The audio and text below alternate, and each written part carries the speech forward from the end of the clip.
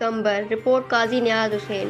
कंबर रात देर सां ज़िले कंबर जे 2 तालुक़नि जे थाणनि जी हदुनि में मुबैना पुलिस मुक़ाबला, इश्तिहारी ॾोहारी ऐं मुख़्तलिफ़ केसनि समेत पुलिस अहलकारनि जी शहादत में मुलविस जवाबदारनि ज़ख़्मी हालत में गिरफ़्तार करण जी दावा। SP कंबर शेदात कौर सुमेर नूर चन्ना प्रेस ब्रीफिंग दौरान ॿुधायो त राति देर सां मीरू ख़ान थाणे जी हद में सिजावल रोड सां पुलिस रिवायती गश्त करे रही हुई त पुलिस खे ॾिसी नामालूम फोरू पुलिस मथां फायरिंग करे ॾिनी।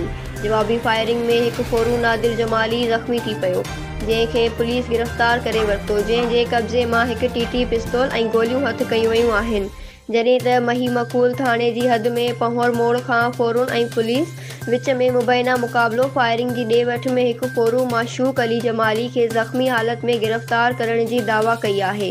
SSP कंबर शेदात कौर सुमेर नूर चन्ना वधीक ॿुधायो त ज़ख़्मी फोरुनि कुझु वक़्तु अॻु गश्त दौरान हिकु पुलिस कांस्टेबल ग़ुलाम शबीर भुट्टे खे गोलियूं हणी क़त्ल कयो।